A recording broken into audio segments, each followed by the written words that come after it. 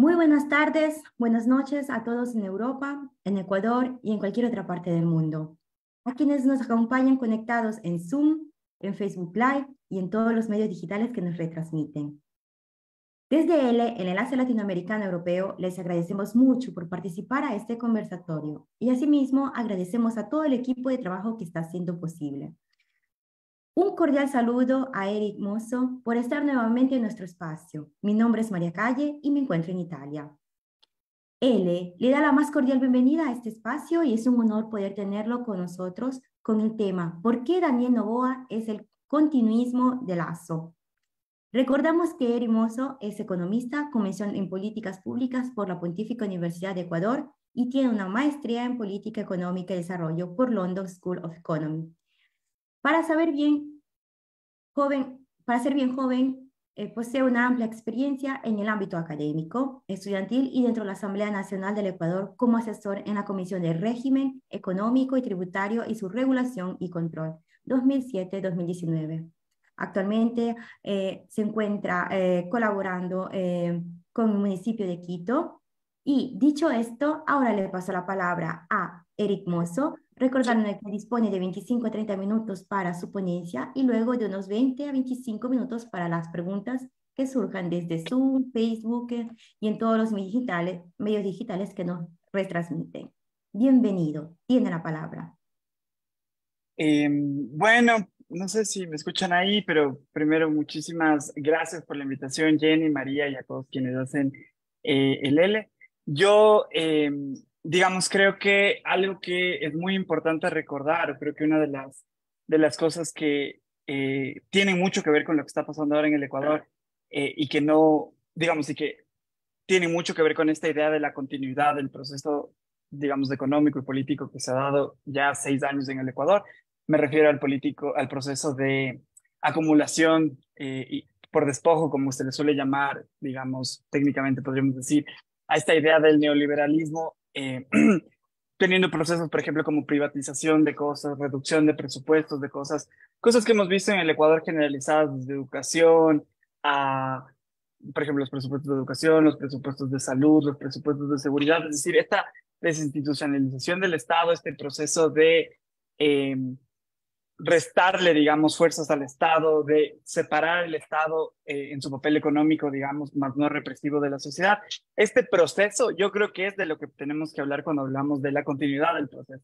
Porque si bien podríamos decir, por ejemplo, que entre Moreno y Lazo hubo un salto, si bien podemos decir que hubo un cambio, digamos, de partido, de tendencia política hasta cierto punto para algunas personas, ese proceso no paró, sino que más bien se afianzó. Es decir, puede que sean diferentes partidos, puede que sean diferentes apellidos, puede que sean diferentes caras, pero finalmente las mismas personas que defendían, por ejemplo, que Lenín Moreno quite el subsidio al gas y que se mantenga en contra, por ejemplo, del movimiento indígena cuando se movilizó en esa vez, fueron los mismos sectores, las mismas vocerías, las mismas personas que sostuvieron a Lazo en el poder, que sostienen el discurso de Lazo, que lo sostienen hasta ahora, y que en esta nueva contienda electoral claramente han tomado una posición en favor de, digamos, de Daniel Noboa. Ahora, yo creo que justo cuando hablamos de la continuación de este proceso, yo, como les decía, creo que es muy importante para entender lo que pasa. Esta idea de la continuación del proceso, digamos, de entender esto como un proceso. En los 90 ya vivimos eso, o sea, no importaba que fuese Maguad, por ejemplo, o que fuese el loco que ama, no, que fueran distintos presidentes durante los 90, desde Sixto Durán Ballén, incluso si nos vamos un poco antes con Febres Cordero, es decir, habían distintas caras, distintos partidos, distintas fuerzas que tenían diferencias en algunas partes de cómo se manejaba el Estado entre el sector real y el financiero, pero había un proceso, digamos, de destrucción del Estado, de destrucción de lo público, de consolidación de algunos capitales privados, etcétera, etcétera, etcétera. Entonces, ese proceso que está detrás de partidos, que está detrás de fuerzas, yo creo que es lo que eh, quizás un poco con más fuerza en el discurso tenemos que decir, qué es lo que se está sosteniendo. ¿Por qué no hubo un cambio de Moreno a Lazo, por ejemplo? Porque hubo un proyecto, digamos, de poder que se mantenía, como decía, con los mismos actores, muchas veces con los mismos grupos económicos, etcétera. ¿Por qué ahora sí podemos ver, sobre todo cuando pensamos en el discurso de, sí, un poco de Noboa con algunas cosas que ha dicho en los últimos meses, pero sobre todo de su vicepresidenta, cuando ella dice abiertamente que hay que privatizar toda la educación pública, que incluye no solamente a las universidades, sino también a las escuelas de los colegios, que la salud sería mejor siendo privada. Es decir, podemos hacer claramente un hilo conductor en esto que decíamos a continuación, cuando más allá de ver nombres, más allá de ver personas, pensamos en estos proyectos que tienen como principal eje de conflicto, como les decía desde el inicio, al rol del Estado en la sociedad. Entonces, claramente cuando, digamos, Moreno, cuando estaba en el poder, después de que decidió cambiar de rumbo, su proyecto era, digamos, quitar al Estado de la economía. Guillermo Lasso, desde que hizo campaña, claramente su proyecto era quitar el Estado de la economía. Y quizás, sobre todo la vicepresidenta del binomio de Daniel Noboa, Verónica Ibarra, lo dice más claramente, incluso más radicalmente que Moreno y que Lazo, pero su proyecto es quitar al Estado de la economía. Daniel Noboa, perdón, como que lo ha hecho un poco más cauto, sí ha tenido un discurso mucho más mesurado, mucho más técnico.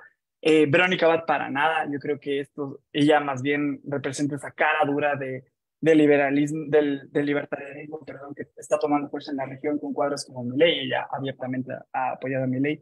Pero como les decía, yo creo que lo importante para entender o para hablar de continuación, porque creo que pedagógicamente cuando le dices a las personas como Novoa tiene puntos en común con Lazo o Lazo tiene puntos en común con Novoa, no se entiende bien o queda mucho en ideas y nombres. Pero creo que como les decía, lo pedagógicamente adecuado es hablar como en términos de este proyecto. ¿Cuál es el papel del Estado en la economía? Y es al final del día lo que no estamos discutiendo o lo que no, digamos, determinadas agendas hacen que no discutamos. Terminamos hablando de que si quién dijo qué cosa de Venezuela, de que si quién dijo cosas de las cárceles, de que si quién dijo X, Y, Z cosa, como chispazos de mediaticismo en los momentos, pero no se habla del debate central de cuál es la idea del Estado en la economía. Es decir, queremos un Estado que esté presente en la economía, como cuando la educación llegó a ser, la educación pública universitaria llegó a ser gratuita, dejó de pagarse como antes del 2006, por ejemplo, o queremos un proyecto que busca seguir quitándole el presupuesto a las universidades. Lazo, por ejemplo, mucha gente no lo sabe, pero está en el proceso de generación del presupuesto de 2024, es decir, independientemente de quién gane esta elección, va a asumir el gobierno con el presupuesto que deje hecho Guillermo Lazo. Y ese presupuesto ya contempla más reducciones de salud, educación, seguridad, incluso seguridad, entre otras. Entonces, creo que es importante, como les decía, hablar en términos de proyecto. Y también quería, digamos, quizás para quizás abrir las preguntas de las dudas que tengan. Hay otro tema que yo creo que pedagógicamente es muy importante hablarlo, que es, digamos, central, podríamos decir, como en las conversaciones cotidianas, en los medios de comunicación, incluso en la filosofía, etcétera, que es la idea de la neutralidad. Entonces, mucha gente piensa, y creo que es un mito que tenemos que romper, y es la idea de que la academia es neutral. Entonces, por ejemplo, por ponerles un caso, Dan Topic, que como saben ustedes casi llega a la segunda vuelta, él estudió en la misma universidad que yo estudié allá en Londres, en la London School of Economics. Y me acuerdo que en una entrevista Jan Topic decía, no, que la London School of Economics, que él no puede no ser de derecho en lo económico porque la London School of Economics es una universidad de derecha. Entonces yo leía eso, me acuerdo que lo compartí con mis profesores de Inglaterra y ellos estaban más indignados que yo quizás, porque en realidad la academia no es que es neutra, no es que el saber técnico o el saber académico es neutral y se expresa puramente y no tiene detrás de sí intencionalidad. Hay muchos profesores de la London School of Economics que se declaran socialistas, sus fundadores se declaran socialistas.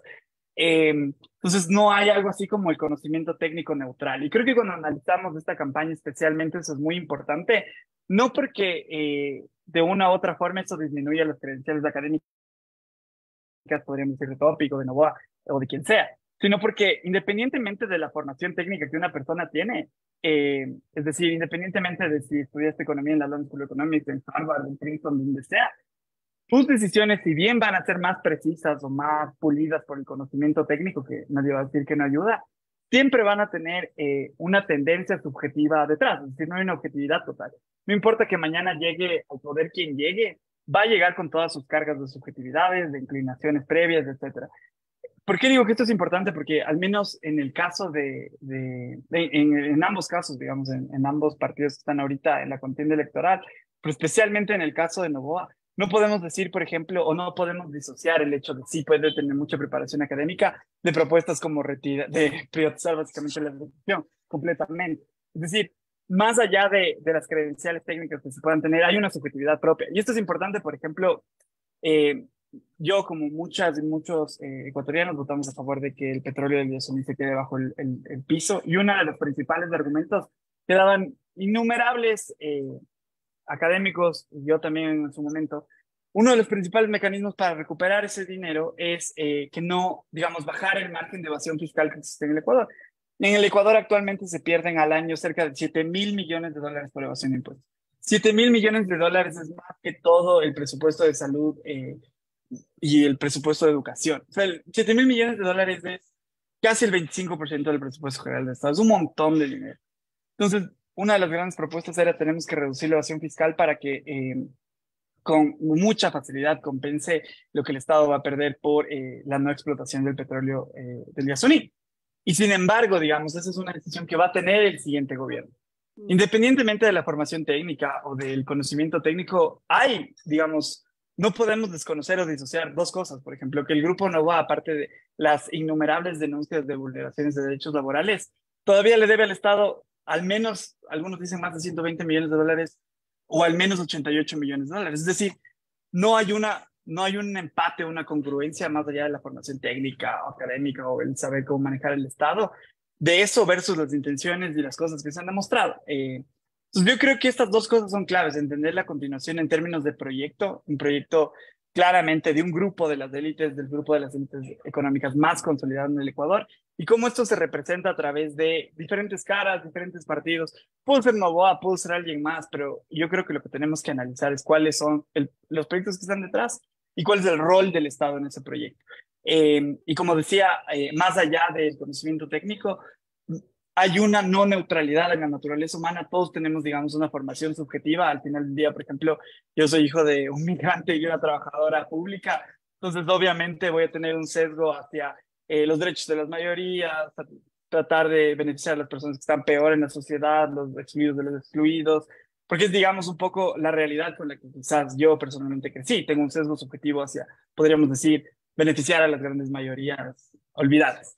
Y una persona que llega, digamos, en este caso como Daniel Loboda, que llega con un perfil empresarial, con un perfil de deuda de impuestos gigante, obviamente va a tener una subjetividad marcada en función del entorno en el que se crió, digamos. Ahí yo creo que hay que tener eso claro porque siento que ahí hay un peso más fuerte de las credenciales académicas que al contexto, que al final influencia mucho en la toma de decisiones Okay. de un gobernante, porque estas cosas son indisolubles.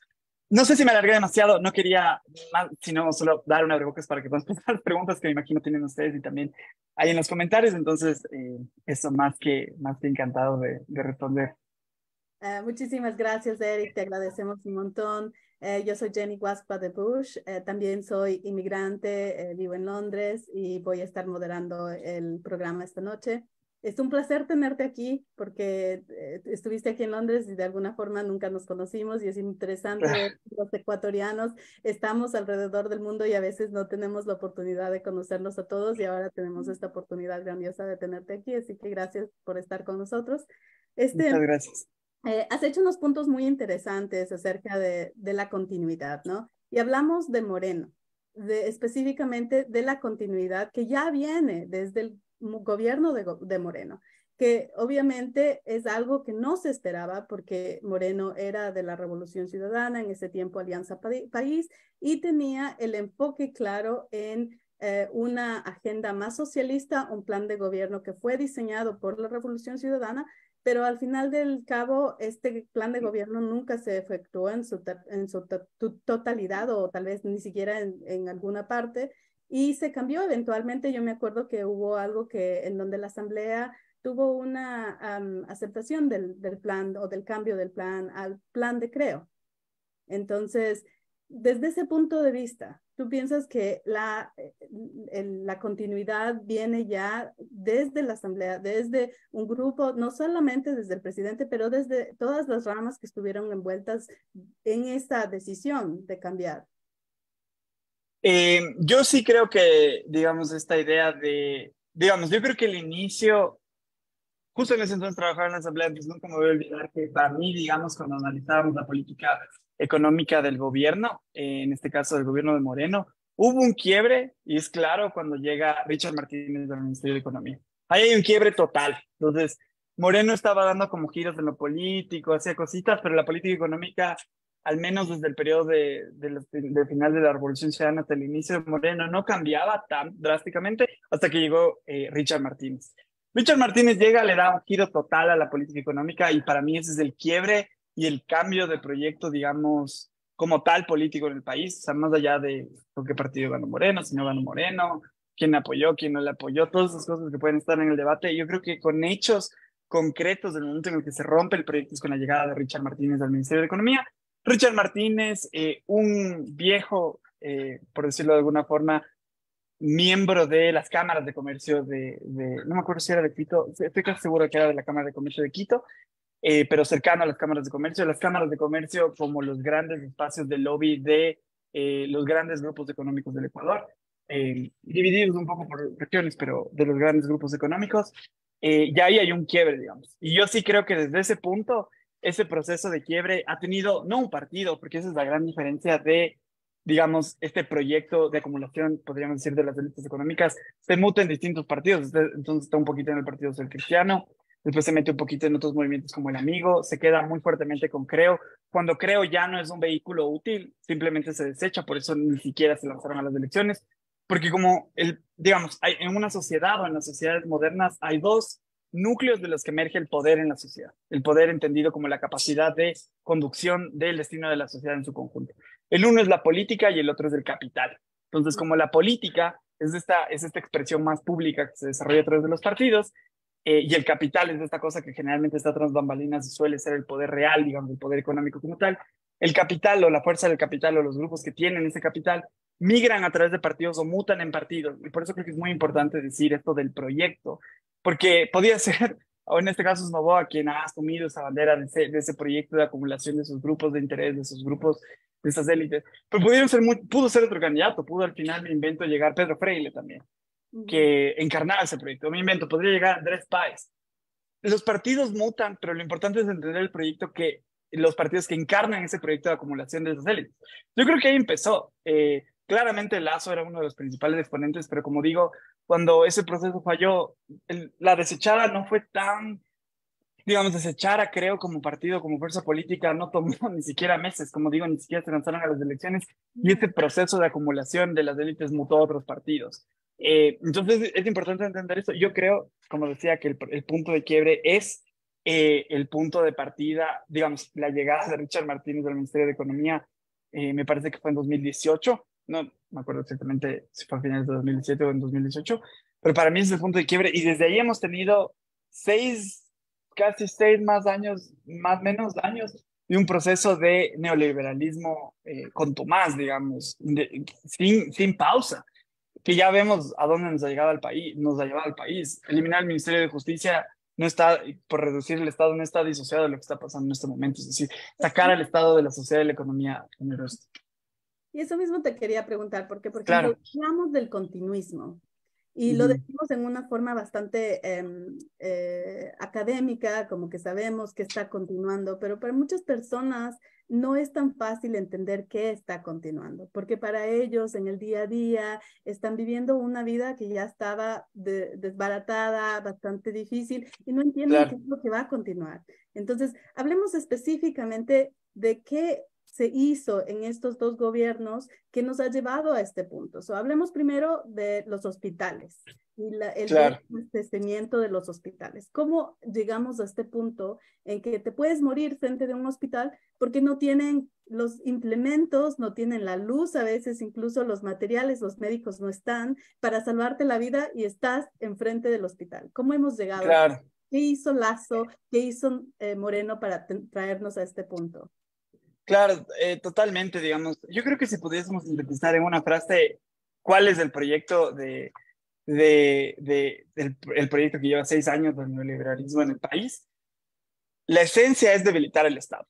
El Estado entendido en todas sus dimensiones, la única dimensión que no debilitan es la de represión, que generalmente utilizan cuando tienen paros o marchas en su contra, pero salvo eso es un debilitamiento total del Estado. Entonces la salud, por ejemplo, como bien mencionabas, es uno de los temas. Hay muchos estudios que demuestran, por ejemplo, que una de las razones por las que en Ecuador la pandemia no se salió tanto de las manos como en Perú, por ejemplo, fue porque ya teníamos muchos hospitales construidos. O sea, hay estudios, hay papers que analizan la capacidad instalada en salud de varios países, comparan y dicen la principal razón por la que en Ecuador no, la pandemia, digamos, que estuvo, se le fue de las manos a todo el mundo, no se fue más de las manos porque habían hospitales. Pero ¿qué pasaba en esos hospitales? Pese a que teníamos la capacidad de salud. ¿Y qué es lo que pasa ahora con mucha gente? Justamente hace unas 2 semanas un amigo tuvo que llevar a un familiar al hospital y le dicen que tenía que comprar hasta las gasas porque no había absolutamente nada. Cuando hablamos de debilitamiento del Estado, hablamos de debilitamiento de los servicios sociales que presta el Estado, por ejemplo. Y no solo hablamos de esto por ejemplo, que no haya gases en los hospitales. O sea, ese es el proyecto de debilitamiento del Estado. También, por ejemplo, cuando hablamos de que los despidos de los médicos en plena pandemia, que fue un hecho inaudito en el mundo, o por ejemplo, mientras en el mundo, durante la pandemia se incrementaba el presupuesto de salud, Lenín Moreno en el Ecuador lo redujo. O sea, cosas que no pasaban ni en países que generalmente decimos que son neoliberales como Chile, países que generalmente son neoliberales como en Estados Unidos. Estados Unidos tuvo la inyección más grande de dinero de su historia después de la pandemia, durante la pandemia. O sea, países que generalmente decimos, no, ellos son de derecha y tal, tuvieron políticas mucho más, digamos, de asistencia social, de fuerza del Estado en la sociedad, que los gobiernos de acá. Los gobiernos de acá literalmente han tenido un proceso, una política de debilitamiento estructural del Estado, que se traduce en no tener medicinas, que se traduce en, por ejemplo, lo que pasa mucho en Quito. No, no conozco la realidad de Guayaquil, me imagino que es igual o similar, pero lo que pasa en Quito, que ves que hay patrullas que no tienen focos, o lo que en eso pasado hace algunos meses, como, o que había patrulleros que tenían que ser empujados por los policías porque no tienen gasolina. Al final del día eso es debilitar el Estado. Si el patrullero es del Estado, lo que se debilita con este proyecto es el patrullero, se debilita la seguridad, se debilita la formación de los policías, se debilita los servicios de salud, se debilita, y eso es otro gran tema, hemos tenido una reducción sistemática del presupuesto de educación durante al menos 4 años, casi cada año, e incluso el siguiente, cada vez tenemos menos presupuesto de educación. Entonces, hay muchas propuestas que fueron demagógicas, como todo el mundo va a poder entrar a la universidad si no hay examen de ingreso. Y al final lo que pasa ahora es que mucha menos gente tiene acceso a la educación superior. Cuando hablamos de que se debilite el Estado, que es el gran proyecto de las élites que está en marcha, es la debilitación de la educación pública, es la debilitación de la salud pública, es la debilitación, o el debilitamiento, perdón, de la seguridad pública. Es el debilitamiento de lo público, de lo común, de esto que digamos es la red de contención para la gente sobre todo más vulnerable. Entonces yo creo que digamos, ese es el proceso que se mantiene. Entonces sí, ajá. Sí, perdón. Te quiero preguntar algo que yo pienso que es importantísimo para los ecuatorianos en términos de, no sé si fue lo mismo en tu casa, pero en mi casa mis padres, los dos, no estudiaron. Mi madre tiene 4 años de escuela y mi papá terminó la primaria. Entonces, para ellos, la ilusión, el anhelo, era de que siempre sus hijos logren llegar a la universidad. Y yo pienso que este es un sueño que tienen muchísimos ecuatorianos que son padres en el Ecuador, de ver a sus hijos estudiado, de haber terminado algún nivel de preparación y estudio. Ahora, si el gobierno actualmente, tú dices, ha reducido el presupuesto y ya tiene un efecto de esto, y ahora estamos oyendo a la candidata a la vicepresidencia decir que va a ser todavía aún más drástica, porque ella no entiende la necesidad de que el gobierno nos pague la universidad. ¿Qué impacto va a tener esto para estos padres, esta gente que en verdad quiere que sus hijos estudien? ¿Cómo piensas que ellos van a poder solventar el costo de la educación? Bueno, ahí primero lo que va a pasar, por ejemplo, si mañana la Universidad Central empieza, como el resto de universidades privadas, a costar $2,000 al semestre porque el siguiente gobierno decide privatizarla, va mucha gente a quedarse fuera de la educación. Creo que así es sencillo. O sea, no va a haber otra opción de que mucha gente pueda estudiar, digamos. Eh, el libertad, digamos, Verónica Abad a mí me parece como, creo que he dicho muchas veces, especialmente peligrosa porque el libertarianismo, digamos, esta forma extrema de, digamos, el proceso de las derechas generalmente es debilitar el Estado. El libertarianismo básicamente cree que el Estado en la economía no debe existir. Entonces, el proceso en el que hemos vivido en los últimos años es quitar de a poco el financiamiento de la educación para que pierda calidad, las universidades privadas obviamente tengan mejores condiciones de competir. Eso pasó, por ejemplo, en algunos casos. Uno de los casos de universidades que más perdieron el financiamiento como en, digamos, en los últimos años, como Yache, por ejemplo, que perdió mucho financiamiento, era la universidad pública que más rápido se había desarrollado, ya era la que más artículos, la primera o la segunda que más artículos indexados publicaba. Llega el desfinanciamiento, cae y obviamente las que suben con tranquilidad son las universidades privadas, sobre todo digamos, las que responden a los sectores más adinerados del país. Entonces, este debilitamiento, digamos, eso es lo que pasó, pero lo que o lo que plantea el libertarianismo es más radical. Ellos no creen que debe debilitarse, sino eliminarse. Por eso el mundo estaba tan sorprendido cuando Milei llega, digamos, gana esta suerte de primaria no vinculante en Argentina, las PASO, porque es la primera vez que un proyecto tan radical de derecha tiene tanto apoyo popular. O sea, una cosa es decir que no hay medicinas en los hospitales. Otra cosa es lo que Verónica Abad está diciendo, que es básicamente privatizar los hospitales, es decir, que mucha gente no pueda pisar el hospital. O sea, que no te digan que si tienes una operación que vayas a comprar la gasa, sino que ni siquiera puedes pasar de la puerta porque no tienes para pagar. Entonces, es un proyecto muchísimo más radical. En el caso de la educación, algo que pasa mucho y quizás el único proyecto cercano radical en esta medida que tenemos en América Latina es el chileno. En Chile, por ejemplo, cuando Pinochet en la reforma educativa privatiza, o sea, no privatiza, pero hace básicamente que toda la educación, incluida la estatal, sea privada en el sentido de que hay que pagar muchísimo. Lo que pasó es algo que es un drama tanto en Chile como en Estados Unidos, por ejemplo, y es que la gente, para poder tener niveles mínimos digamos, de acceso a derechos, tiene que incurrir en altísimos niveles de deuda. Entonces, uno de los grandes problemas, por ejemplo, la administración de Biden en Estados Unidos, que ha sido un punto central, es del inmenso endeudamiento estudiantil. Y no nos olvidemos, por ejemplo, en Chile, que hace unos años, quienes, incluso el movimiento que ahora está en el gobierno, antes, hace 10 años, habían sido los grandes protagonistas de movilizaciones estudiantiles de millones de personas. Por ejemplo, en el Ecuador, la vez que más, digamos que en el paro, por poner un límite superior, se movilizaron en todo el país 200.000 o 300.000 personas. En Chile, por el tema de lo complejo que era la privatización de la educación y lo endeudadas que estaban las familias, sobre todo las más pobres, llegaron a movilizarse hasta 2 millones de personas. O sea, algo que en el Ecuador ni siquiera podemos entender en magnitudes.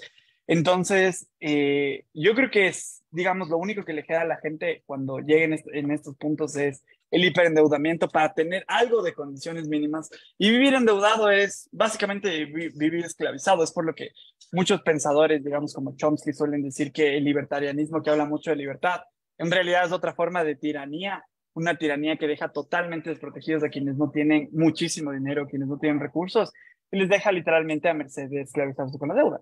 Entonces, lo que pasaría, por ejemplo, si me dices mañana le privatizan a las centrales y ahora cuesta $2.000 estudiar cada semestre, que es básicamente lo que Verónica Abad, la candidata a la vicepresidencia de Daniel Noboa, está proponiendo, la gente básicamente tendría que salirse de la universidad, tendría que endeudarse. Y el problema también es que por la pandemia y por lo que ha pasado últimamente, mucha gente ya no tiene capacidad de endeudamiento, que es otro problema. Entonces, sería un drama social bastante fuerte. Pero ¿quién se beneficia de esto? Porque obviamente si yo soy presidente y empiezo todo esta limitación del gobierno, tiene que haber algún tipo de beneficio para alguien en el sistema. Porque, ¿por qué estamos haciendo esto? ¿Por qué tienen este tipo de pensamientos? O sea, ¿para qué ellos dicen que esto es la forma de seguir adelante? Mucha gente no entiende y ellos piensan que es por el bienestar del pueblo, pero debe haber algo más. Claro. Siempre el argumento de cualquier política va a ser que es para el bienestar general. Pero te pongo un ejemplo. Digamos que en un pueblito, cualquier pueblito, hay 3 hospitales. 2 de ellos son privados y medianamente chiquitos y hay un público que es bastante fuerte y grande. Claramente, quien principalmente se va a ver beneficiado del debilitamiento del hospital público es el hospital privado. En este caso, por ejemplo, si hay mucha menos gente que entra a la Universidad Central, y es lo que hemos visto en los últimos años, ¿quién se va a ver más beneficiado? A las universidades privadas, que pueden empezar a cobrar más, que pueden incrementar su matrícula porque la universidad pública ya no da espacios. Es decir, el debilitamiento de lo público, como decíamos en esta idea de la continuación de un proceso de acumulación de capital de las élites, es decir, de que las personas más ricas del país se hagan todavía más ricas. Para ellos, digamos, el debilitamiento de lo público es principalmente una forma de quitar un competidor. Si quitas un hospital público, el hospital privado tiene mucha más chance de crecer. Quitas un colegio público, una universidad pública, y los privados tienen más chance de crecer. Obviamente esos privados, como empiezan a cobrar, no van a acotar a todos los que antes recibían lo público. Y es en ese margen de abandonados donde empiezan a nacer y profundizarse los dramas sociales. Pero quienes principalmente se ven beneficiados del debilitamiento de la educación pública, de la salud pública y de la seguridad pública es el sector privado. Las empresas de seguridad privada obviamente se benefician de la desconfianza de la gente, digamos, o de que la Policía Nacional no se da abasto en la seguridad pública. Es que tiene que ser mucha gente contratar un guardia privado. Obviamente le favorece a la empresa privada. Entonces el debilitamiento del Estado, y esto creo que es también, más bien gracias Jenny por preguntarlo para dejarlo así de claro, el debilitamiento del Estado, el debilitamiento de lo público, de lo común, tiene el objetivo de favorecer a los privados. Por eso no es raro que sean justamente las principales cabezas de estas élites privadas de las que más dinero tienen en el país, quienes buscan tener el Estado justamente para beneficiar a estos sectores. Es increíble que el Ecuador, creciendo a a menor velocidad que el resto de América Latina desde la pandemia, para el año anterior éramos el país que menos se había recuperado de la pandemia en toda América Latina. Mientras eso pasaba, la banca llegaba a las ganancias extraordinarias más grandes creo que en todo el siglo XXI. O sea, no es raro que mientras el país está tan mal, la banca privada está tan bien. Mientras la banca pública se debilita, teníamos cosas tan infames, perdón, que le ponga tanta emoción, como que en el registro civil, que antes estaba la banca pública o la gente pagaba directamente para hacer sus trámites ahí, después tenía que pagar en sucursales del Banco de Guayaquil. O sea, ya llegabas a un nivel de cinismo en el que el debilitamiento de lo público para el favorecimiento del sector privado era visible en lo cotidiano. Entonces, yo creo que por ahí un poco va la idea de la continuación del proyecto. O sea, no es aleatorio. No importa que tenga un PhD en Harvard, no importa que sea el Papa, no importa que tenga todas las credenciales que puedan haber. Al final, el origen, digamos, o la subjetividad de la que uno parte, en este caso de Daniel Noboa, como uno de los representantes más sólidos de la élite bananera de más larga data de este país, cumple parte de este proceso de continuación, de este proceso político, como decía, y económico, sobre todo, de acumulación por debilitamiento del Estado. Y en ese sentido, porque como tú dices, ahora hay un claro representante de esa élite y esa élite, según lo que tú nos das a entender, es Daniel Noboa, como la nueva versión. Pero Daniel Noboa no está completamente separado, no es un individuo completamente distinto porque viene de esa élite y está apoyado por estos previos gobiernos. Mi entendimiento es que al momento está siendo participativo del movimiento del partido de Lenín Moreno, del hermano de Lenín Moreno y de Lazo. Entonces, más allá de los partidos, como tú dices, es lo que vamos a vivir tal vez en el Ecuador, es ese pensamiento, ¿verdad? Eso es lo que nos estás tratando de decir, que estamos trayendo, arrastrando esa forma de pensar, esa forma de gobernar. ¿Piensas tú que eso es lo que quiere? Yo creo que responde claramente al mismo grupo de intereses. Ahora, algo que sí tenemos que reconocerle a Daniel Moreno, Noboa, perdón, a Daniel Noboa, es que mucha gente, digamos, él mismo en su discurso ha sido muchísimo más hábil que, por ejemplo, o Milei incluso. O sea, muchísimo más hábil que Verónica Abad. Entonces, si uno escucha detenidamente el discurso de Daniel Noboa, no es, o al menos no plantea esta radicalidad de muchos ejes. Y eso, digamos, por eso se entiende también por qué escaló tan rápido en las últimas semanas, porque, por ejemplo, él propone cosas que son extremadamente lógicas y que incluso, digamos, que prácticamente nadie las mencionaba, por ejemplo, como hacer una refinería para procesar el resto de combustibles que tenemos para poder hacer gasolinas y depender menos de la importación de gasolina. Ese es el proyecto, podríamos decir, en proyectos de desarrollo en el Ecuador, este debería ser de los tres más importantes. Y casi nadie lo decía, por ejemplo, en el debate. Entonces, él, yo creo que responde a los mismos intereses, creo que por responder a los mismos intereses no va a poder salirse, ni siquiera plantea como tal salirse de esta agenda de acumulación, como decíamos, esta agenda de las élites económicas. Aunque en el discurso se ha manejado un discurso mucho más medido, un discurso mucho más técnico y muchas mejores propuestas. Yo creo que cuando se sale de control y cuando se nota la intencionalidad del potencial gobierno, si es que lo que él quisiera hacer, si hacer gobierno, es con su candidato a la vicepresidencia, con Verónica Abad. Porque ella sí, sin ningún empacho, dice todo directamente.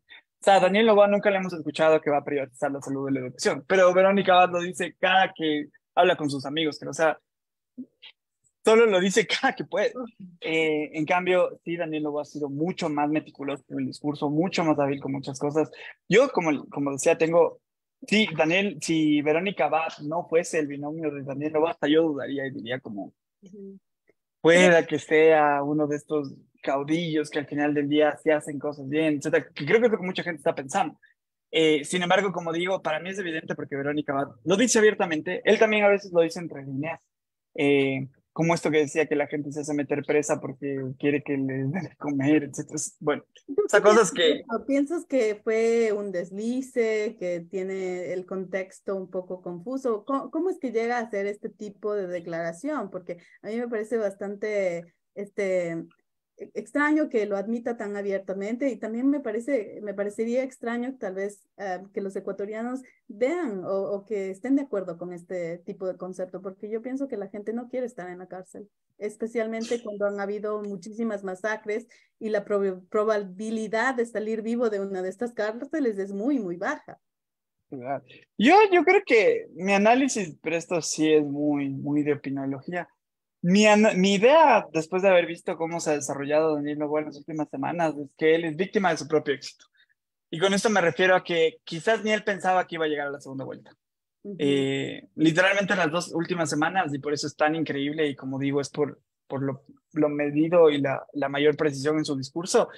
Pero las últimas 2 semanas de él estaba sexto o quinto y termina estando segundo en un crecimiento meteórico a raíz del debate, justo por esta habilidad que claramente demostró. Pero creo que al final del día había muchas otras cosas en las que simplemente ni él pensaba que iba a llegar tan lejos.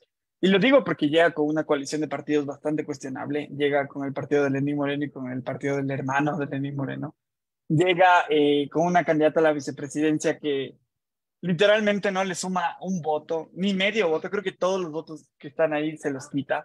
Eh, Llega también, digamos, que en muchos ejes, si bien en los ejes más programáticos del programa tiene bastante claridad, pero hay hay muchas otras cosas como estas en las que simplemente han sido traspié tras traspié. Una de las cosas más difíciles de la política, creo, y de la vida humana, es el manejo emocional. Entonces yo siento que muchas de las veces dice este tipo de cosas, digamos, él trata de presentarse, dos de sus cartas que más le han llevado a esta segunda vuelta han sido la no polarización, como demuestran claramente las encuestas, 42-3% del país ya no aguanta más la polarización política, al menos de los votantes, por un lado, y por otro lado también esta idea de la renovación de la política.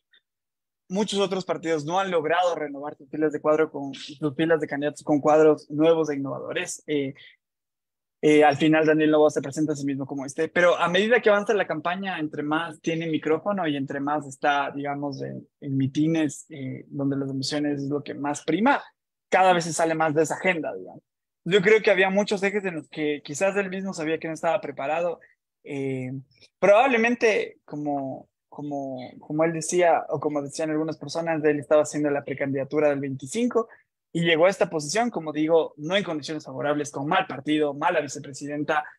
Yo creo que hay muchas cosas en las que no estaba preparada, aunque en la parte técnica creo que desconocer que está preparado, al menos en los discursos, sería un error desconocer eso. Pero en la parte política, en la parte más de manejo de emociones de la política, que como digo es muy compleja, etcétera, creo que no estaba preparado. Y en estas semanas lo ha demostrado bastante. Más bien cuando empezó a guardar silencio y a como decir cosas un poco más precisas, etcétera, como que se ve algo de evolución en su capacidad de manejo propio en la política. Pero apenas ganó la segunda vuelta, solo fue 2 semanas al menos de error, tras error, tras error, tras error. Y no es normal en la política, digamos. Esto de que las emociones te ganen y termines diciendo cosas que después te cuestan. Pero, pero sí, Ahora, creo que ahí está como muy nuevo.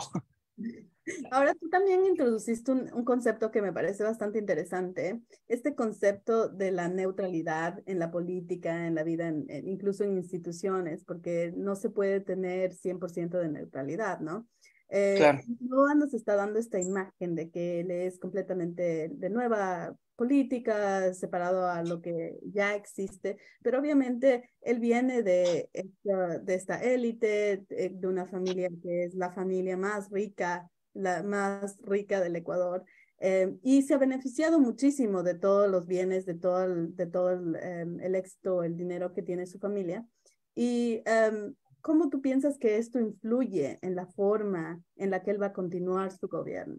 Porque, como tú dijiste, Yo vengo de mi familia, que mi padre es mi madre es migrante, mi padre es migrante, mi madre era trabajadora pública, entonces yo tengo mi preconcepción de cómo o de lo que yo quiero defender. Él no ha tenido esto, él en verdad tiene un poco como una burbuja, ¿no? Porque siempre ha estado protegido por sus padres, por su dinero, es muchísimo más fácil que te abran la puerta si es que eres un Novoa. Muchas veces nos ha dicho, yo he sido empresario desde los 17 años, son muy pocos los ecuatorianos que podemos decir o que podrán decir, he sido empresario desde que tengo 17, 18 años, ¿no? Entonces, ¿cómo piensas que esto le va a afectar al Ecuador en términos de cuando él está ya gobernando, esto que tiene él? Claro, o sea, todos tenemos una subjetividad ineludible, como bien decías, Jenny. Todos, al final del día, nos formaron experiencias tan propias, tan nuestras, tan irrepetibles, que nos hacen ver el mundo de una manera concreta. Entonces, pese a que Novoa tiene buena formación académica y pese a que Novoa tiene los argumentos más pulidos, sí dice cosas que no tienen sustento técnico y que más bien responden a una perspectiva muy subjetiva de su origen económico. Por ejemplo, entre algunas de las propuestas que él decía estaban, eh, por ejemplo, él decía que había que bajarle los impuestos a las empresas y subírselo a las personas naturales para poder para poder generar incentivos, digamos, productivos en el país y aumentar la reinversión. Cuando la literatura económica y sobre todo la del desarrollo te demuestra que el gran problema de la reinversión es que la reinversión se atora en sectores. Entonces, por ejemplo, si Bananera Novoa incrementa sus ingresos, yo que sé, en un 30% y reinvierte en venderle más bananas al mundo, eso no va a desarrollar el Ecuador ni en 1000 años. Lo que necesitamos es direccionar las ganancias extraordinarias de esos sectores con baja productividad a, a inversión en sectores con alta productividad, basados en tecnología, capital de riesgo, las tecnologías de vanguardia, industrialización, etc. Entonces él propone cosas que al final del día suenan técnicas, pueden parecer técnicas como bajar los impuestos a los ricos para incrementar la reinversión, cuando se necesita que el Estado tome el excedente de estos sectores no productivos y los lleve a sectores más productivos. ¿Qué es lo que no hay que meterse el agua tibia? Es lo que hizo Corea, es lo que hizo China, es lo que hizo Taiwán, es lo que hizo todo Asia que se desarrolló, es tener un Estado fuerte que tuvo la capacidad de direccionar la inversión a los sectores más productivos, pero pese a que Noboa, nuevamente digo, tiene formación académica y al menos entiende cómo funciona esto de la reinversión, dice, no, pero vamos a reinvertir para que las empresas tienen que reinvertir directamente, cuando eso no ha desarrollado en ningún país, creo que en la historia de la humanidad, especialmente cuando viene el sector primario.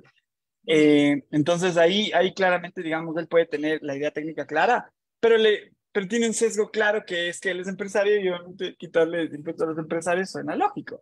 También, claro, tenía otras propuestas como incrementar la edad de tributación de los trabajadores, ergo retrasar la jubilación, que en su plan de gobierno dice podría, pero ¿por qué no dice podría bajar? Porque claramente a quienes le conviene incrementar la edad de jubilación o incrementar el monto que los trabajadores tienen que aportar al IES digamos, de sus aportes al IES para la jubilación, es a las y los empresarios. Es decir, si le cobras más a los trabajadores en eso, no le cobras más a los empresarios. En el capitalismo, y eso es muy importante entenderlo, pese a que nos agrade o no, seamos izquierda o derecha, es básicamente la naturaleza del capitalismo. Hay un conflicto fundamental, esencial, el conflicto neurálgico, y esto lo reconocen desde los neoliberales hasta los socialistas, hasta los de centro, todos. Y el conflicto neurálgico es entre el capital y el trabajo, porque cuando un proceso productivo, sea producir bananas, o sea, lo que sea, deja un excedente, trabajadores y empleadores se pelean por ganar. Entonces, básicamente, Novoa lo que siempre propone entre líneas es favorecer a los empresarios, pese a que sus argumentos son mucho más pulidos, y de largo es un mejor representante del neoliberalismo o digamos, de las élites que Lazo, por ejemplo, que ya no da pico en bola, pero ni de cerca. Novoa es mucho más pulido y tal, pero finalmente, pese a que tiene argumentos más técnicos, siempre termina dando argumentos que obviamente favorecen a los empresarios. Y vuelvo y repito, a mí me parece un poco descabellado decir que, por ejemplo, votamos por el Yasuní y muchos votamos por el Yasuní porque sabíamos que cobrando impuestos que las élites deben, se podía cubrir tranquilamente lo que dejaríamos de ganar por vender ese petróleo en el mundo. Y al mismo tiempo, hay mucha gente que votó por el Yasuní y quiere votar por alguien de quienes más evaden impuestos.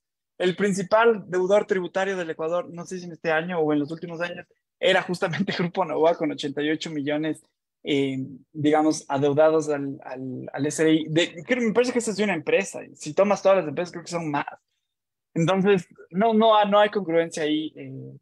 Y en este tema de claramente Yasuni, hay intereses. Ujú, contar un poquito en el tema de Yasuni, ¿no? Entonces, claro. digamos que yo, consciente ecuatoriana, ecológica, quiero que paren el Yasuní y entiendo que este déficit se va a justificar o se va a poder recaudar a través de estos impuestos. Pero el presidente viene y tiene este conflicto ya desde el principio porque la familia de él es una de las deudoras más grandes. Entonces hay un desfase. Entonces, ¿qué Claro. significa en términos de los ecuatorianos? Porque ese dinero no se estaba recaudando para guardarlo en un banco de reservas. Teníamos ya un propósito y el gobierno necesita este dinero para poder solventar los costos de hospitales, de educación y este tipo de servicios que necesitamos que se restablezcan la seguridad mismo. Entonces, ¿cómo Ujú. piensas que él quiere o tiene alguna estrategia, piensas tú, para solventar este desfase que va a existir? Porque obvio que si dejan de explotar el Yasuní, este dinero ya no va a estar disponible. Claro, él no ha dicho como tal, o al menos yo no tengo conocimiento de que él ya haya propuesto una forma de recaudar ese dinero, pero obviamente hay formas, como siempre que hay que tomar una política económica, sobre todo tributaria, hay formas de ajustar, como decíamos, en este conflicto a las empresas o a los trabajadores, o a ambos casi por igual, etcétera, pero hay formas de pagar la cuenta al final del día. Entonces, hay voceros de la derecha como Acosta que han dicho claramente que la forma en la que hay que recuperar ese dinero es subiendo el IVA. Ahora, ¿por qué subir el IVA es un problema? Porque el IVA, como muchos impuestos que se cobran igual a todo el mundo, se conoce como regresivos, porque no importa que tú, por ejemplo, Jenny, me invento, tú ganes $10,000 al mes y yo gane 1,000, independientemente los dos pagaríamos el mismo 14% de IVA o 16% de IVA, a Costa plantea el 14% de IVA, nos afectaría igual, pese a que una persona gane mucho más y otra mucho menos. Entonces se le conoce como regresiva. Progresiva, en cambio, es que, por ejemplo, nos cobren más en el impuesto a la renta. Ergo, tú proporcionalmente, por ejemplo, nos cobren 25% del ingreso, me invento, 5% del ingreso más a todos, y tu 5% de $10,000 es mucho más que mi 5% de $1,000. Entonces, al final es progresivo porque el que más tiene pagaría más.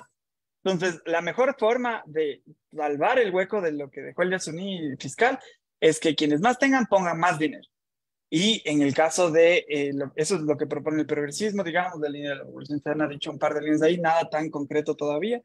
En el caso de la derecha, digamos, de las élites, etcétera, es que se le pongan impuestos a todos por igual, porque eso obviamente afecta menos a los empresarios, etcétera. ¿Y cómo se traduce eso en el IVA? Porque el IVA pagamos todos igualmente. El impuesto a la renta pagan más quienes más tienen. Entonces, lo que más debería propenderse es, si hubiese un incremento de impuestos, que tampoco es lo ideal, sería, bueno, no en este punto, sería por el impuesto a la renta, porque pagarían quienes más tendrían. Podríamos decir que es lo más socialmente justo.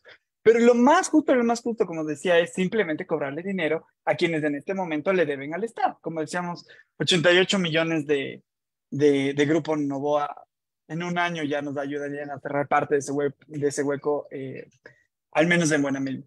Si cobramos a los principales deudores lo que deben, podríamos cerrarlo bastante aceleradamente. Y así. Entonces, sí hay, como decía, hay formas de pagar la cuenta y eso es algo que va a tener que resolver el siguiente gobierno. Es algo que no se está diciendo porque si no se resuelve este problema, es decir, si no se cobra eso de alguna forma o no se recuperan esos capitales de alguna forma, eso se va a traducir en menos inversión en salud, educación y seguridad, que es lo que veíamos, estábamos viendo, que son los principales gastos del Estado, o en menos infraestructura, etcétera.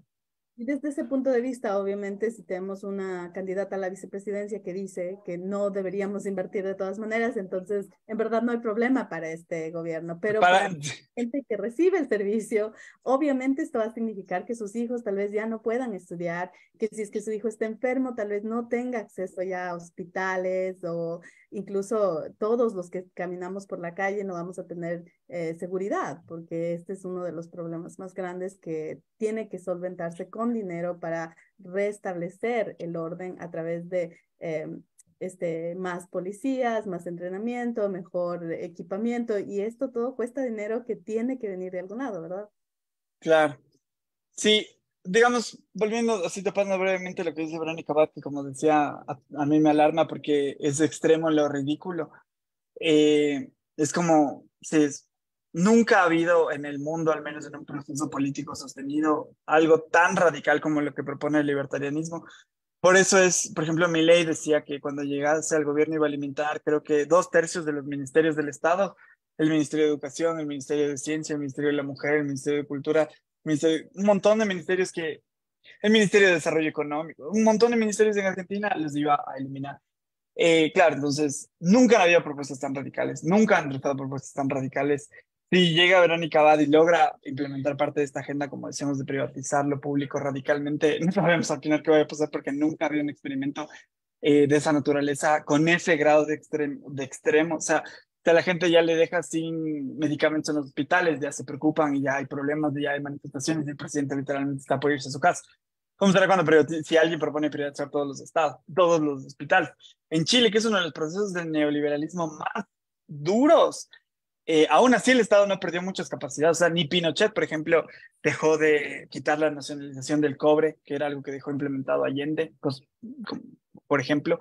Pero también, digamos, ¿por qué pudo Pinochet hacer este proceso de privatización tan acelerado de la educación, de la salud y de muchas otras cosas? Porque fue una dictadura de 17 años con decenas de miles de muertos, desaparecidos, etc., etc. O sea, se secuestraban niños para evitar que hayan protestas en Chile en esos años. Entonces, un proceso así de radical de privatización, tan radical en democracia, es algo que, hasta cierto punto podemos especular qué podría pasar, pero nunca se ha visto algo tan extremo. Ni en los 90s, los gobiernos que generaron esta, como se conoce como la larga y triste noche, porque el crecimiento de América Latina fue prácticamente muy bajo, casi nulo en esos años, ni en ese tiempo se propusieron cosas tan radicales como esto. Sí, Entonces, hablando de este tema de las protestas, porque obviamente durante los dos últimos gobiernos hemos tenido protestas que han resultado en preocupación a nivel internacional, donde en el 2019 tuvimos varios muertos, en el 2021 también tuvimos 22, 21, perdón, no me acuerdo, 22 me parece. Tuvimos también otra serie de protestas de los indígenas y de varios sectores que se unieron a la protesta, pero ellos fueron atacados muy extremadamente y obviamente esto resultó en la pérdida de vida. Entonces, en términos de eso, ¿tú piensas que eso también continúe dentro del gobierno de Noboa? Porque obviamente si es que no van a invertir, la gente eventualmente se va a cansar del desabastecimiento, de la inoperancia de los hospitales y van a volver a la calle porque no tenemos otra opción o no tendrán tal vez otra opción. yo creo que es muy evidente para todo el mundo que la principal razón por la que ya no han habido movilizaciones en los últimos meses en el Ecuador es porque todos saben que el presidente se va. Entonces, si no hubiese, por ejemplo, si no hubiese sucedido lo de la muerte cruzada, etcétera, es muy probable que estuviésemos ya en más procesos de movilizaciones, como decíamos, de los olvidados, de las personas como con menos capacidad de resistencia económica, los más pobres de los pobres. Generalmente, digamos, bueno, cuando Milei habla de eliminar ministerios, él dice claramente que hay ministerios que no se van a eliminar. Son como el de justicia, son el de la policía, el del ejército, el de inteligencia, el de la Guardia Civil, etc. Todos los ministerios asociados a la defensa del Estado cuando hay movilizaciones, por ejemplo. Obviamente, yo no creo que haya alguien que crea que un proceso de despojo, de quitarle a la gente derechos tan acelerada, no genere malestar. Y el Estado ahorita, y eso, digamos, en general, los libertarios, la derecha, etc. Pero yo creo que en este punto en el Ecuador estamos viviendo una crisis de ausencia del Estado brutal. Yo no tengo otra forma de definirlo. Es como, no importa el sector que veas, no importa si ves educación, no importa si ves salud, no importa si ves seguridad, nuevamente estos tres grandes sectores, los tres están prácticamente en sus peores condiciones en años, justamente por la ausencia del Estado. Yo no sé cuánto más podría aguantar el Ecuador con una reducción progresiva del Estado. Es decir, solo veamos lo que pasó cuando, por ejemplo, se eliminó el Ministerio de Justicia, lo que pocos años después pasó en las cárceles. Si el Estado sigue debilitándose a ese ritmo, hay muchas cosas que no, digamos que solamente van a empeorar. Y obviamente cuando la gente, porque esto pasa, digamos, ¿qué pasa si Verónica Abad logra su propuesta de privatizar toda la educación pública o las universidades públicas? Es casi imposible pensar que hayan grupos, sean mayoritarios o lo que sea, de estudiantes universitarios que no reclamen. O sea, es básicamente imposible. Por eso, justamente, como decía, siempre hay una vinculación de, sí, quitar todas las fuerzas del Estado, o sea, los proyectos de, digamos, del libertarianismo en este caso busca quitar toda la fuerza del Estado en todos los servicios sociales, pero la fortalece como en esta represión y en este blindaje del Estado. Porque obviamente entre más se desplacen los derechos, más capacidad de represión se va a necesitar. Y es obvio, Lazo lo entendió y, digamos, vemos una policía más equipada en el Ecuador o en Quito para luchar contra los manifestantes que para luchar contra el crimen organizado o contra los delincuentes. O sea, se ven más policías en la calle cuando hay una protesta de la CONAIE que cuando hay carros bomba en la mitad de Quito. O sea, es básicamente eso, porque claramente, digamos, son las funciones que a este proyecto, como decíamos, de debilitamiento de lo público, le es necesario para poder continuar con el proyecto, poder frenar a la gente que se queja, que se moviliza en contra de ese tipo de medidas. Gracias, me parece bastante interesante tu análisis y en verdad esperemos que no lleguemos a este punto de necesidad en la que los ecuatorianos se vean forzados a salir a la calle. No quisiéramos ver al Ecuador con la pérdida de vida también. Una cosa también que mientras nos preparamos para las últimas preguntas, es importante que nos digas, porque tenemos esta idea o que nos han vendido este concepto de los países capitalistas, en donde la gente piensa que la gente que vive en el Reino Unido, la gente que vive en los Estados Unidos, en Europa, ellos, todo es capitalista, entonces todo es pagado, tú no tienes nada de servicios de salud ni educación. Cuéntanos para que la gente entienda cómo funcionan en estos países, en una versión más simplificada para que sea claro para la gente, porque no, nosotros no vivimos así aquí. Y obviamente tú, Claro. entonces tú sabes cómo es. Sí, a mí eso es lo que más me sorprende. Igual, bueno, mi parte de mi familia, casi toda mi familia del lado de mi papá vive en Estados Unidos, entonces también les veo allá y bueno, pude estar viviendo ese año en Londres. Pues mucha gente siempre dice, no, pero es que si queremos ser como Estados Unidos o si queremos ser como Europa, tenemos que hacer tales cosas. Pero en realidad las realidades de allá son completamente distintas. Yo creo que, no sé, como cuando alguien dice, no, pues si queremos ser como Europa hay que privatizar la seguridad social. Eso solo puede venir de una mente que no entiende ni ha pisado Europa un día. O sea, es como la seguridad social en Alemania o en Inglaterra es tan gigante en comparación a la del Ecuador. Y eso que, por ejemplo, Inglaterra no es el referente de Europa y está a años luz de la seguridad social en el Ecuador. Por ejemplo, la salud pública, primero que tiene mucha más cobertura. Nunca me voy a olvidar cuando en exámenes de la universidad a una amiga le cogió la famosa depresión de invierno porque era demasiada presión en las materias. Y en la seguridad y en la salud pública inglesa le dieron apoyo psicológico 2 semanas, le daban todas las pastillas, tenía citas, tenía literalmente llamadas con gente para poder pasar la catarsis de las emociones que tenía. O sea, cosas que están años luz de la capacidad de los estados de acá. Yo tengo una prima con la que siempre, digamos, sé conversar de Estados Unidos y a ella alguna vez estábamos hablando de esto de los evasores de impuestos aquí en Ecuador, y ella me decía como, no hay nada más peligroso en Estados Unidos que deberle un centavo a la oficina de impuestos. O sea, ni Al Capone se salvó de la oficina de impuestos de Estados Unidos. Hay esta frase famosa o chistosa, digamos, del Guasón en un cómic de Batman, en la que el Guasón estaba pensando un plan en contra de Batman para hacer no sé qué cosa, y uno de sus lacayos, una de las personas que trabajaba con el Guasón, le dice, pero podríamos hacer eso si simplemente no pagamos este porcentaje de impuestos. Y el Guasón le responde algo como, yo estoy lo suficientemente loco como para pelear contra 10 Batman, pero nunca para deberle $1 a la oficina de impuestos. Entonces, como nunca nadie en el Ecuador va a decir algo así. Noboa no sería candidato a la presidencia si pudiera, digamos, si las cosas fuesen así aquí. Hay una idea bien rara en la que la gente cree que hay unos simplismos en el discurso que se prestan para este tipo de interpretaciones. Entonces ellos dicen, no, es que Europa y Estados Unidos eran los países capitalistas y Rusia y la Unión Soviética eran los países socialistas, entonces hay que ser lo más capitalista posible y privatizar todo porque ellos al final ganaron. Es una lectura extremadamente burda, simple y ridícula de cómo fue la historia, porque en realidad la variable principal en esos países capitalistas que explica el desarrollo, y de esto hay N cantidad de papers también, de estudios, de artículos publicados en las principales revistas académicas del mundo, hay muchísimos estudios que demuestran que una de las principales razones, por ejemplo, por las que Inglaterra y Francia se desarrollan antes que el resto de Europa, o Estados Unidos se desarrolla mucho más que América Latina, es por la fortaleza del Estado, de la capacidad del Estado de implementar políticas de desarrollo. Una de las cosas que más desarrolla Alemania o que más desarrolla Estados Unidos es la educación pública universal, que se dio porque tenían buenos sistemas de recaudación de impuestos. Recaudaban impuestos y podían dar educación pública universal. O sea, y eso es como recomprobado en la teoría. También hay cosas como, por ejemplo, que uno diría, no, es que en el Ecuador se cobran muchos impuestos. Cuando vemos la media de países ricos, Ecuador está muchísimo más abajo en el nivel de cobros de impuestos. En el Ecuador no se cobra remotamente el nivel de impuestos que se cobran en Inglaterra o en Estados Unidos. Y sin embargo, digamos, este discurso de las derechas que quizás utilizan muy convenientemente es que los países capitalistas tratan de mentirnos directamente diciendo que deberíamos privatizar, debilitar el Estado, cobrar menos impuestos, cuando es exactamente lo contrario de lo que han hecho los países desarrollados.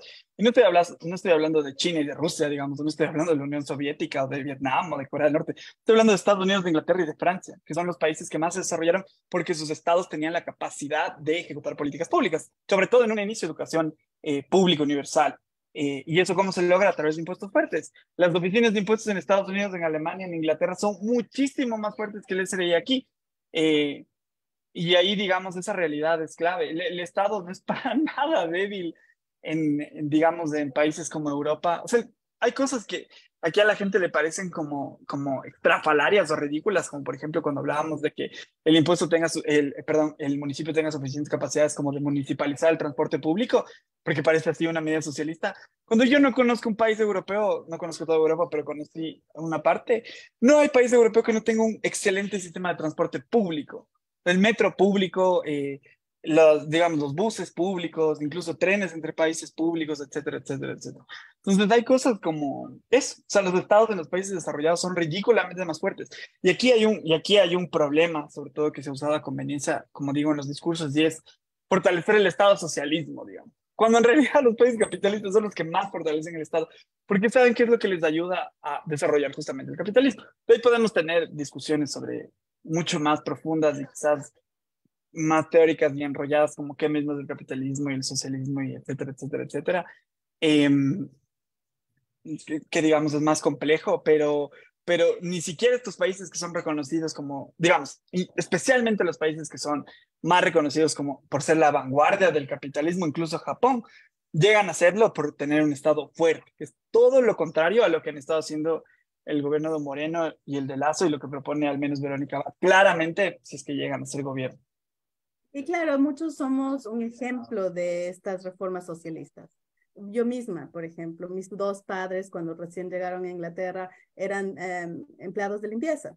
Yo trabajo para un banco de inversiones, tengo mi título, no mi maestría, pero un posgrado. Entonces, yo misma he podido salir ese nivel de pobreza que estaba prácticamente dictado si hubiéramos tenido un estado en el que yo no pudiera haber accedido a la educación de universidad. Entonces, hubiera continuado esta línea de trabajo de mis padres porque no tuviera opción. Y yo pienso que este es importante, un tema muy importante para la gente en Ecuador, entender que por estas reformas socialistas, muchos hemos tenido la oportunidad de dejar ese tipo de inicio que tuvimos donde nuestros padres no tuvieron la oportunidad de estudiar. Y yo pienso que Claro, en los gobiernos socialistas esto es más prevalente que en los gobiernos neoliberalistas, porque ellos limitan claro. el Estado. Sí, completamente. Yo siento que al menos en los últimos años, como se ha burdizado el discurso tanto, uno escucha socialismo y dice, no, ya van a querer privatizar estatizar las empresas, etcétera, etcétera, etcétera. Claro, cuando en realidad, por ejemplo, en Inglaterra, el Partido Laborista, que es como claramente, bueno, ha tenido sus fluctuaciones, pero desde Jeremy Corbyn como que se gira más un poco hacia estas políticas más redistributivas de la izquierda. Claro, justamente una de las principales fuerzas políticas históricas de Inglaterra que ha moldeado, por ejemplo, la seguridad, la salud pública ha sido el Partido Laborista. ¿Y por qué es importante todas estas cosas? Yo me acuerdo, una de las anécdotas que más me acuerdo es que tenía un amigo que estaba haciendo su PhD ahí y estaba a punto de irse a ser profesor en una universidad en China. Estaba haciendo su PhD ahí en Inglaterra y tuvo un bebé.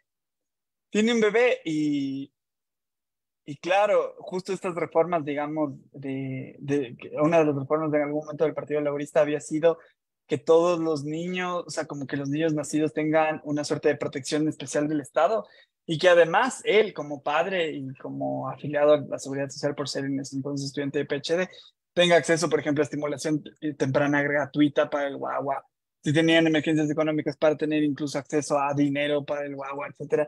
Y al final esas son reformas, claro, que en Inglaterra se hicieron por el partido laborista. Incluso este man de, cuando llega a la derecha en Inglaterra, son cosas que aquí parecen imposibles. Cuando les digo, por ejemplo, que en Inglaterra hay más paros que en Quito, la gente no me cree, porque lo que dicen aquí es, no, estos izquierdosos trazapatrias, las movilizaciones son para los países subdesarrollados, cuando en París hay más movilizaciones que en ninguna otra parte del mundo. Y cuando en Londres literalmente había movilizaciones cada 3 meses mientras yo estaba en clases, porque que los profesores, porque que los estudiantes, porque el sindicato de trabajadores de la limpieza, porque el sindicato de trabajadores de ta, ta, ta, ta, ta.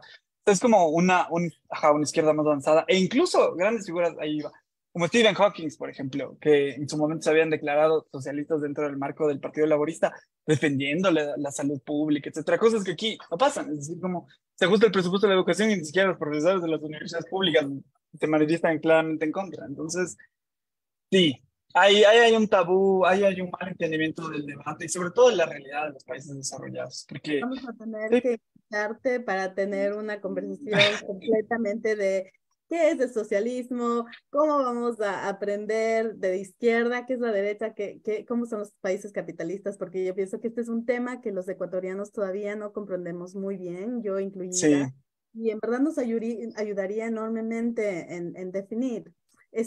Para clarificar con la gente que nos está viendo, estamos hablando con Eric Mozo. Es ecuatoriano, economista, ha estudiado en varias universidades, en la Universidad Católica en Quito, pero también aquí en Inglaterra, en la Universidad de London School of Economics. Entonces, solo porque teníamos una pregunta de Facebook de con quién estábamos conversando y no podían ver tu nombre completo. Entonces, ya. para que sepan quién eres, que se den un joven muy ecuatoriano, un joven muy profesional que nos está dando un poquito de información acerca de lo que está pasando y para que podamos nosotros como ecuatorianos tener una idea clara de qué es lo que vamos a hacer el 15 de octubre, que son las votaciones. Tengo también una pregunta de María Calle, que es parte de nuestro panel. María, ¿ya estás lista? Espera un ratito. Ahí estás. Hola, María. Muy buenas noches y muchísimas gracias por estar presente aquí nuevamente. Seguramente, como decía Jenny, nosotros que estamos acá en Europa, quizás aún a veces se nos hace un poquito difícil entender la diferencia entre un Estado capitalista y socialista, mientras en Ecuador eso propiamente es todo otro mundo. Yo en vez regresando a la campaña de Novoa, visto que tenemos el miedo al continuismo. También tenemos que ver aunque las partes de las redes sociales, porque las redes sociales, como sabemos, están dando un punto clave en las elecciones para esta segunda vuelta. Y tenemos un nombre nuevo que también está saliendo mucho, que quizás nosotros nos queda un poquito en la curiosidad. ¿Quién está haciendo verdaderamente la campaña? ¿La mujer de Novoa o Novoa? Porque muchas veces notamos que es ella la que más simplemente empuja y estira y no realmente quién debería ser. Esto cómo lo tenemos que ver para nosotros que tenemos obviamente una candidata completamente toda femenina y que todo obviamente de lucha para los más últimos y para el bienestar de todos. Yo creo que eso se enmarca. Ay, me acaba de salir un eco. ¿Se me escucha bien? Ay, perdón, ya. Yo creo que eso se enmarca mucho en el contexto como del marketing y de la lectura de encuestas y de la estrategia en base a las encuestas.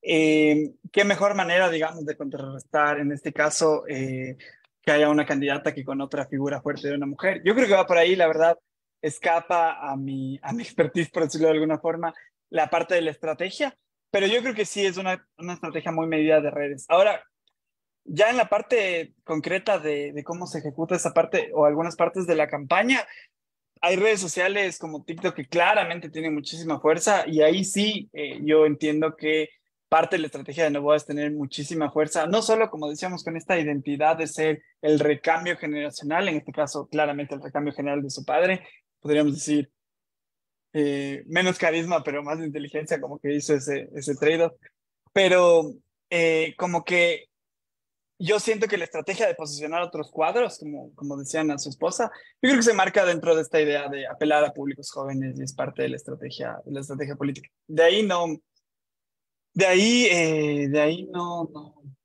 sabría cómo más ver eso, digamos. Y yo ahí, de ahí como echar líneas también, creo que ahí sí falta mucha más presencia o mucha más articulación justamente de este recambio general dentro de las filas, incluso de la Revolución Ciudadana. Y para mí hay candidatos que son muy o han sido muy fuertes, perdón, no candidatos, sino cuadros muy fuertes que quizás ustedes lo ubican, probablemente lo ubican, por ejemplo, a Abraham Verdú, etcétera, que han tenido mucha presencia, que han tenido mucha capacidad de interpelar nuevos públicos y que se necesita, yo creo, un proceso más sistemático de las izquierdas también ahí. Las derechas claramente lo tienen, la estrategia de Novoa claramente le da ahí. Si analizamos el fenómeno Herbas en la última elección, también va por ahí.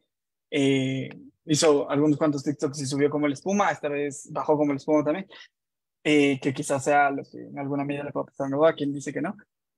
No conozco tanto del fenómeno como para poder decirlo, pero sí creo que ahí hay un fenómeno de recambio en las vocerías de las élites que falta mucho del otro lado, digamos. Pero yo diría que va por ahí. Perdona, pero tú hablas de las élites, ¿no? Y con Lavinia, aunque vemos a una mujer que es bastante muy bonita, que tiene un carisma bastante propio de ella misma, me encanta cuando ella dice hola, hola, es bastante amigable, ¿no? Entonces es un carácter, tiene un carácter bastante ameno que va a ser súper consumido de una forma muy positiva por la gente joven, pero al mismo tiempo tenemos que enfocarnos en cómo ella va a apoyar a su esposo, ¿no? Y de dónde viene, porque ella también es parte de esta élite, como tú decías, ella es, tenemos esta falta de neutralidad que es nata de cada ser humano, entonces ella también pertenece a las élites, no es como que Novoa está casado con una mujer indígena, entonces él ha visto el sufrimiento de los indígenas y por eso ella va a tener otra mentalidad o va a impulsar una agenda diferente a la del esposo. Los dos son de la misma élite, ¿verdad? La verdad, de ella no le ubico tanto, la verdad, pero obviamente si es que ella viene de ese entorno es mucho, es como decíamos, en base a esta idea de que todos tenemos nuestra subjetividad que al final determina mucho de lo que terminamos decidiendo, más allá de nuestro conocimiento técnico, cual fuera. En este caso, obviamente, también habría esto, aunque, como digo, no le ubico, no lo tengo tan clara en el mapa. No te preocupes. Yo pienso que no tenemos más preguntas. María, ¿tú tienes alguna otra pregunta? Veo que Marta está en línea, Eder también. No sé si es que ustedes tienen alguna pregunta. No, para mí ha sido muy más que suficiente, Erika. Has expuesto muy bien y claro esta importantísima diferencia en la contienda política que estamos viviendo. Mi pregunta fue muy basada por el hecho de que tuvimos un presidente que ganó las elecciones con TikTok y los zapatitos rojos. Y eso es lo que nos más dolió y es lo que nos estamos viviendo fuertemente con lo que estamos pasando ahora. Claro. Si no hay ningún problema más, Sí, Este, eh, te queremos agradecer, Eric, por tu tiempo, por compartir con nosotros tu conocimiento, por ayudarnos a entender estos conceptos que a veces son un poco complejos. Les agradecemos a todos a las personas que se han unido a nuestro enlace y queremos también recordarles que el voto en el exterior se realizará a cabo el 15 de octubre, entonces tenemos que estar atentos en términos de en dónde y cómo vamos a poder votar. Y también quiero pedirte, Eric, que des un mensaje final para la gente que nos ha estado viendo hoy, para toda la gente que nos va a seguir viendo, porque este conversatorio va a estar disponible en las redes sociales, en YouTube, en Facebook y en todos los otros medios que nos replican. ¿Qué quisieras decirles a los ecuatorianos que van a votar? ¿Qué es lo más principal que tú piensas que deben tomar en cuenta el día de las votaciones? Y más que todo, ¿cómo deberían los jóvenes tomar esta decisión? Muchísimas gracias. Bueno, primero, antes del mensaje final, agradecerles un montón por la invitación. Como saben, cuentan conmigo si es que en algún momento puedo aportarles con algo. Yo creo que digamos, el momento en que el país vive es extremadamente crítico. Yo diría que es uno de los más complejos de la historia del país. Y sin ningún empacho, creo que es prácticamente el peor momento del país. En las últimas décadas, desde la vuelta a la democracia, este probablemente es el peor momento de la historia del país y solo apunta a empeorar. Creo que además el momento de la votación es el único momento real dentro de la democracia que conocemos como democracia liberal, en el que la gente tiene la capacidad de determinar lo que va a pasar después. Después casi no hay momentos en los que la gente de a pie, salvo en movilizaciones, puede influenciar lo que está pasando. Entonces el momento de la votación es muy importante. Estamos viviendo un momento en el que el país está literalmente, ni siquiera al borde del despeñadero, está yéndose por el despeñadero en plena bajada a una velocidad inusitada. Eh, y yo creo que este momento crítico del país exige mucho de nosotros y nosotros quienes vamos a ejercer el voto. Es decir, yo sé que es para mucha gente es aburrido, yo sé que mucha gente ya no cree en la democracia, yo sé que mucha gente está cansada, pero este es el único momento, es decir, cuando se vote, lastimosamente porque así funciona este sistema democrático, es el único momento en el que realmente podemos modificar cómo funcionan las cosas. Y como es un único momento en el que el país realmente nos necesita, yo sí creo que es importante que todas y todos nos dediquemos un poquito a pensar. Es decir, sí, pueda que alguien diga algo chévere en TikTok, sí, puede decir que alguien diga algo chévere en YouTube, sí, puede ser que alguien esté guapa o guapo o haya salido bien en la tele o lo que sea, pero yo creo que es muy importante tratar de analizar un poco lo que está pasando y como les decía, creo que es evidente cómo está el mapa de las opciones cuando uno no piensa en términos de Juanita, Pepito, en este caso Luisa y Daniel, digamos, que son los candidatos, sino de las estructuras que los sostienen, que en este caso, como decíamos, es este proyecto que lleva 6 años despedazando el país, que es un proyecto de debilitamiento del Estado, de acumulación de las élites por debilitamiento del Estado, como decíamos, y por el otro lado, digamos, una forma o una opción o una posibilidad de retomar la fuerza del Estado para que esté en la capacidad de solventar las principales necesidades sociales, como son al menos educación, salud y seguridad, sobre todo seguridad, siendo esta que ha sido echada más en desmedro en los últimos años. Más allá de si es Juanita, más allá de si es Pepito, más allá de si está guapa, guapo, hablo bien, hablo mal, el momento crítico en el que vive el país nos exige a todos en serio pensar en lo que vamos a hacer y entender esto en términos de si queremos que siga la agenda que ha seguido los últimos 6 años de debilitar el Estado, de ir en contra de los derechos de las y los trabajadores, etcétera, o tratar de recuperar el Estado para las mayorías, para los más pobres, los excluidos de los excluidos, para los estudiantes que se están quedando sin universidades, para la gente que se muere porque ya no hay hospitales, para la gente que le matan en la calle porque el Ejecutivo no solo le baja presupuesto de seguridad, literalmente el presupuesto que tiene no lo ejecuta. Hace tan solo unas semanas no habían ejecutado el 10%, siendo el noveno mes del año del presupuesto que tenían. Es ridículo. Entonces, es clara la opción. Queremos que el Estado esté cada vez más débil solamente para reprimir a la gente, queremos que el Estado esté cada vez más fuerte para satisfacer las necesidades de las mayorías, especialmente de los más excluidos. Yo creo que ese es, más allá de si es Juanita, si es Pepito, quién está guapo, creo que el momento crítico que vive el país nos exige que pensemos las cosas como en profundidad. Eso, quizás me alargué, perdón. Creo que no se escucha bien. No, Ya. muchas gracias, perdona, no sé por qué estaba en mute.